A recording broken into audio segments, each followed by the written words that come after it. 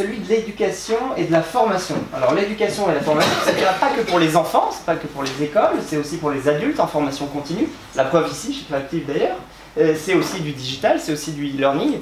Le business de l'éducation, il pèse très lourd et il est vraiment porteur de sens en plus, puisque vous allez former des gens à un métier pour demain, à une activité pour demain, ou à se développer personnellement.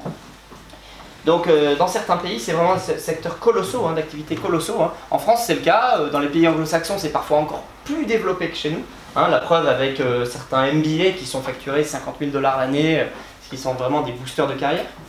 Et la preuve aussi avec tout ce qui est développement personnel, qui justement se développe aussi beaucoup en France, basé sur pas mal de recettes et de choses intéressantes qui ont émergé aux États-Unis et en Angleterre ces dernières années, et en Allemagne aussi.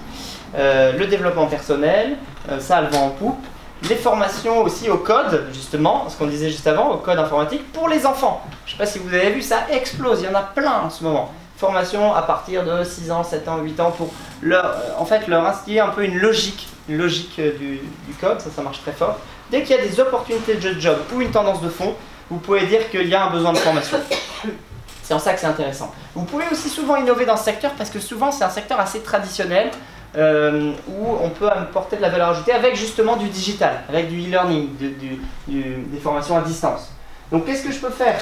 Je peux devenir moi-même formateur, professeur via des organismes, des écoles. Je peux proposer à ces écoles, à ces organismes de former leurs étudiants ou leurs adultes en reconversion sur une expertise que j'ai développée qui est précise et pointue.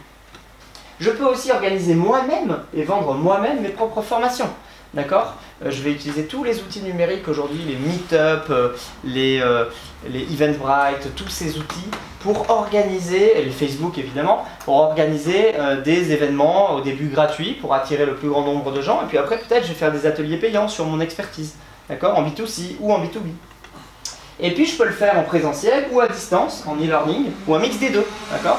Je vais faire une partie en présentiel et puis une partie en vidéo. Il y a comme ça des organismes de formation qui se lancent et puis qui font véritablement un mix entre vous venez une fois par semaine vous former, puis le reste du temps vous faites ça avec les MOOC, vous savez, les fameux MOOC, les cours en ligne, en vidéo que vous suivez, et certains même sont certifiants ou diplômants.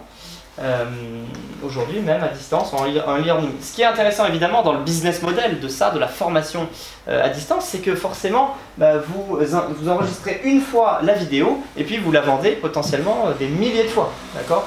Versus un cours où on est contraint par la capacité de la salle, d'accord? Que l'on croit, on peut faire plein